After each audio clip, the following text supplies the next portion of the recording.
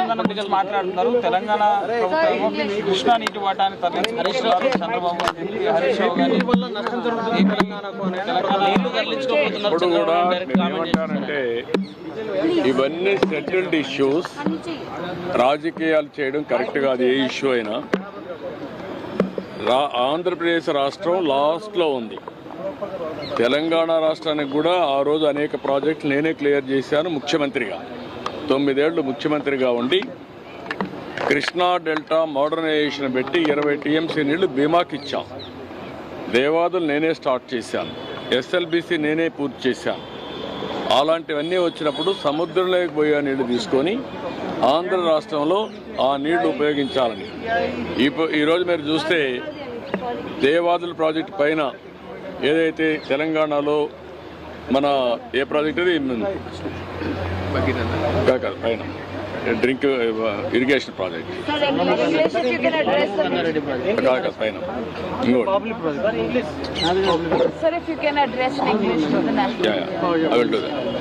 So అక్కడ కూడా గోదావరి నీళ్లు ఉపయోగించుకుంటున్నాం.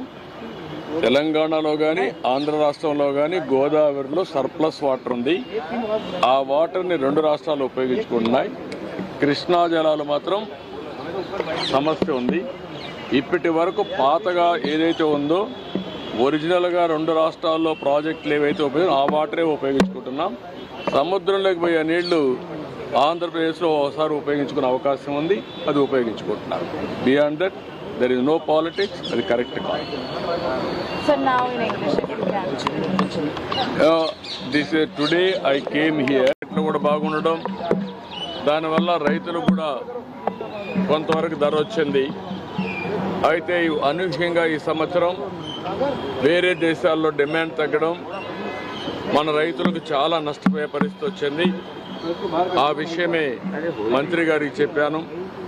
ఎట్టి పరిస్థితుల్లో రైతులను ఆదుకునే బాధ్యత మన మీద ఉంది. రైతులను ఆదుకోవాల్సిన అవసరం ఉంది.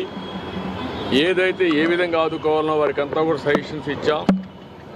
మామూలుగా అయితే ఎంఐఎస్ కింద మార్కెట్ ఇంటర్వెన్షన్ స్కీమ్ కింద 25% ఇంటర్వ్యూన్ అవుతారు. అది కూడా రేట్ ఎస్టాబ్లిష్ చేయడంలో ఐసీఏఆర్ ఏదైతే ఉందో ఆ వ్యవస్థ ఎస్టాబ్లిష్ చేశారు. వాళ్ళు కూడా ప్రాక్టికల్ రేట్ కాకుండా ఆంధ్రప్రదేశ్లో ఉండే కాస్ట్ ఆఫ్ కల్టివేషన్ తీసుకోకుండా వాళ్ళు ఒక రేట్ ఇచ్చే పరిస్థితికి వచ్చారు. అవన్నీ సరిచేయాలని చెప్పాను. రేపు ఒక మీటింగ్ పెట్టుకొని మళ్ళీ మాకు ఒక ఇన్ఫర్మేషన్ ఇస్తూ ఉంటున్నారు. రైతులను ఆదుకోవాలి. 25% సీలింగ్ తీసి అవసరమైతే వాళ్ళ యొక్క వ్యవస్థలో గ్రూప్ ఆఫ్ మినిస్టర్స్ ఉన్నారు, కమిటీ ఆఫ్ మినిస్టర్స్ ఉన్నారు. వాళ్ళు కూర్చొని నిర్ణయం చేసి రైతులకు మేలు చేయాల్సిన అవసరం ఉంది. రెండోది ఏదైతే 50% అంటే వాళ్ళు 50% ఇస్తే రాష్ట్రం 50% ఇవ్వాలనేది కూడా ఉంది. దాన్ని కూడా ఏం చేయాలో కూడా ఆలోచించమన్నాను. ఏదేమైనా రాష్ట్రంలో ఉండే రైతులకు న్యాయం చేయాల్సిన బాధ్యత ఉంది. అందులో కూడా ఇప్పటికే కొంత మార్కెట్కి వచ్చింది, కొంతమంది నష్టపోయారు, ఇంకా కొంత మార్కెట్లోకి వస్తూ ఉంది. దీనిపైన ఎక్స్పోర్ట్స్ ఎందుకు తగ్గాయి, ఎక్స్పోర్ట్స్ని ఏ విధంగా స్టెబిలైజ్ చేయగలుగుతాం. రేపు ఇక్కడుండే కామర్స్ డిపార్ట్మెంట్ని, అదే మరి అగ్రికల్చర్ డిపార్ట్మెంట్, మినిస్ట్రీస్ అన్ని కూర్చొని మాట్లాడి ఈ యొక్క ఎక్స్పోర్ట్స్ని కూడా ఎట్లా ప్రమోట్ చేయాలని కూడా వర్కౌట్ చేస్తామని చెప్పి హామీ ఇచ్చారు. అల్టిమేట్గా ఒక హోలిస్టిక్ అప్రోచ్ 25% నుంచి ఇంకా పెంచడం, ఇంకో పక్కన ఏదైతే రేట్ ఉందో కాస్ట్ ఆఫ్ కల్టివేషన్ ఉందో దాన్ని రియలిస్టిక్గా తీసుకొని చేయడం. మూడోది ఎక్స్పోర్ట్స్ని కూడా ప్రమోట్ చేయడం. వీలైతే రాష్ట్ర ప్రభుత్వానికి ఇబ్బందులు ఉన్నాయి, తప్పదనుకున్నప్పుడు ఏం చేయాలో మేము కూడా వర్కౌట్ చేస్తాం. కానీ రైతులను ఆదుకోవడం అతి ముఖ్యమైన ఉద్దేశం. అది చేయాల్సిన కోరాను. రేపే మినిస్టర్ గారు వస్తానే ఫస్ట్ మీటింగ్ పెట్టుకొని అన్ని విధాలు ఆదుకోవడానికి ముందుకు వస్తానని కూడా హామీ ఇచ్చారు. ఎల్లుండి నేను కూడా ట్రేడర్స్తో, అదే మరిగా మార్కెట్ కమిటీ వ్యవస్థ అందరితో మాట్లాడి దీనికి కారణాలేంటి, ఏ విధంగా స్టెబిలైజ్ చేయాలి, ఏ విధంగా రైతులను ఆదుకోవడం కోసం అన్ని ప్రయత్నాలు చేస్తున్నాం. ఈ విషయమే వారితో నేను మాట్లాడాను. ఈ విషయంలోని రైతులందరికీ విజ్ఞప్తి చేస్తున్నా, మీరు కూడా ఆందోళన చెందాల్సిన అవసరం లేదు. ఇటు రాష్ట్రం అటు కేంద్రం అన్ని ప్రయత్నాలు చేస్తాం. అందరిని ఆదుకోవడం కోసం ఏ విధంగా చేయాలని అన్నీ చేసి మిమ్మల్ని ఆదుకునే ప్రయత్నం చేస్తామని చెప్పి కూడా రైతాంగానికి విజ్ఞప్తి చేస్తున్నా. ఇప్పటికే నేను 3 లెటర్లు పంపించాను. ఎప్పటికప్పుడు ఇక్కడ మీటింగ్లు పెట్టుకున్నారు. ఇంత మునుపైతే మా రామ్మోహన్ నాయుడు గారు, అదే మరి చంద్రశేఖర్ గారు మినిస్టర్స్, అదే మరి లావు గారు పార్లమెంటరీ పార్టీ లీడర్లంతా కలిసి మీటింగ్లో కూడా పార్టిసిపేట్ చేశారు. ఇప్పటికే రాష్ట్ర ప్రభుత్వ అధికారులు కూడా వచ్చి కేంద్ర ప్రభుత్వ అధికారులతో చర్చలు కూడా చేశారు. ఇవన్నీ చేసిన తర్వాత ఈరోజు ఒక కన్క్లూజన్కి వచ్చాం. రేపు మంత్రి గారు వచ్చి ఈ 4-5 విషయాల్లో మాట్లాడి ఒక క్లారిటీ ఇస్తారు. దాని మీద ఎప్పటికప్పుడు అందరితో కూడా సమీక్షలు చేసుకుంటూ ఈ ప్రైసెస్ పడిపోకుండా ఏం చేయాలో అన్నీ చేస్తాం. ఇది బ్రీఫ్గా దీనికోసం వచ్చాను.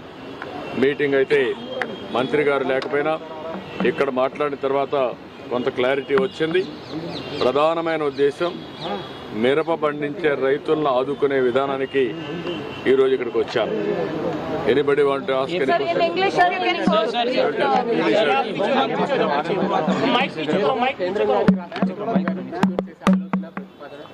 అంటే ప్రొక్యూర్ చేయాలంటే దానికి కూడా కొన్ని సమస్యలు ఉన్నాయి.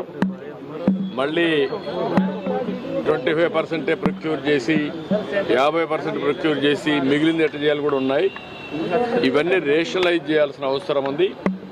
కేంద్రంలో కేంద్ర మంత్రి ఆలోచిస్తారు, మేము కూడా ఆలోచిస్తాం, రైతులు కూడా ఆలోచిస్తాం. అందరితో మాట్లాడిన తర్వాత అందరికీ ఆమోదయోగ్యంగా రైతులు నష్టపోకుండా ఏం చేయాలో వీళ్ళందరూ చేయడానికి ప్రయత్నం చేస్తాం. హోంమంత్రిని కలుస్తున్నాను సార్. ఈరోజు కలిశానప్పుడే ఈరోజు కలవడం.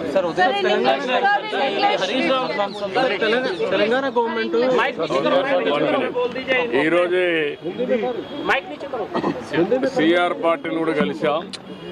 ఒకటి జల్ జీవన్ మిషన్, రెండోది పోలవరం మీద సమీక్ష చేశాం. పోలవరం పనులన్నీ కూడా సుజావుగా జరుగుతున్నాయి. ఇది 2027 ఎండుకంతా కూడా పోలవరాన్ని పూర్తి చేయాలని ఒక ప్రాజెక్ట్ కింద పెట్టుకున్నాం. అదే మరి ఇది ఫేజ్ 1, ఫేజ్ 2 కూడా ఏ విధంగా తీసుకుపోవాలనో అప్రోప్రియట్ టైంలో దాన్ని కూడా కేంద్ర దృష్టి తీసుకొస్తాం.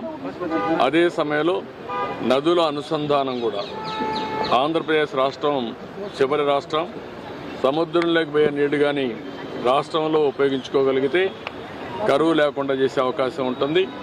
దానికి కూడా ఏదైతే పోలవరం నుంచి బనకచెర్ల వరకు ఏ విధంగా తీసుకుపోవాలి దీనికి కేంద్ర సహకారం కూడా అడిగాను. ఈ 2 ప్రాజెక్టులు అధ్యయనం చేస్తున్నారు, తొందరలో వస్తారు. మూడోది గడిచిన ప్రభుత్వం జల్ జీవన్ మిషన్ ఉంది. జల్ జీవన్ మిషన్లో గ్రామీణ ప్రాంతాల్లో ప్రతి ఒక్క ఇంటికి సురక్షితమైన మంచినీళ్లు, అది కూడా రిజర్వాయర్లను తేవాలని చెప్పి చాలా స్పష్టంగా పెట్టారు. దేశం అంతా బ్రహ్మాండంగా ఉపయోగించుకున్నారు. ఆంధ్రప్రదేశ్ రాష్ట్రంలో 1% కూడా ఉపయోగించుకోలేని పరిస్థితికి వచ్చారు. దీనివల్ల 27,000 కోట్ల రూపాయలు శాంక్షన్ చేయించి అది కూడా బోర్ల ద్వారా నిండిస్తామనే పరిస్థితికి వచ్చారు. దీనివల్ల చాలా నష్టం వచ్చింది. ఒక యూపీలో ఇప్పటికే 52,000 కోట్ల రూపాయలు జల్ జీవన్ మిషన్లో ఖర్చు పెట్టారు. కొన్ని రాష్ట్రాల్లో పెద్ద ఎత్తున ఖర్చు పెట్టారు. గుజరాత్ లాంటి రాష్ట్రంలో ఇంటింటికి ట్యాప్ ద్వారా సస్టైనబుల్ వాటర్ ఇచ్చే పరిస్థితికి వచ్చారు. ఆంధ్రప్రదేశ్లో మాత్రం పూర్తిగా నిర్వీర్యం చేసే పరిస్థితికి వచ్చారు. అయితే ఇటీవల కేంద్రం ఏదైతే ఈ స్కీమ్ ఉందో దీన్ని రివైజ్డ్ గైడ్ లైన్స్లో 2028కి పూర్తి చేయడానికి ముందుకు వచ్చారు. అంటే ఆ రోజు శాంక్షన్ అయిన డబ్బులు మాత్రం ఇస్తామని. దానివల్ల ఆంధ్రప్రదేశ్ రాష్ట్రానికి 27,000 కోట్లే వస్తుంది. ఇంకొక 54,000 కోట్లు కావాలి. అది స్కీమ్లో కూడా లేదు. ఇప్పుడు దాని మీద కూడా కేంద్రంతో సంప్రదించాల్సిన అవసరం ఉంది.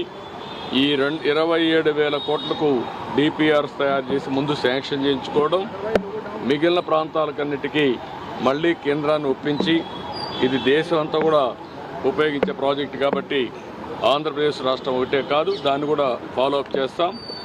ఒక ప్రభుత్వం చేసే తప్పుడు విధానాల వల్ల, సరైన సమయంలో యాక్ట్ చేయకుండా పోయేదాని వల్ల ప్రజలు ఏ విధంగా నష్టపోతారో ఇదొక ఉదాహరణ. ఆంధ్రప్రదేశ్ రాష్ట్రంలో ఏ ప్రోగ్రాం సరిగా జరగలేదు.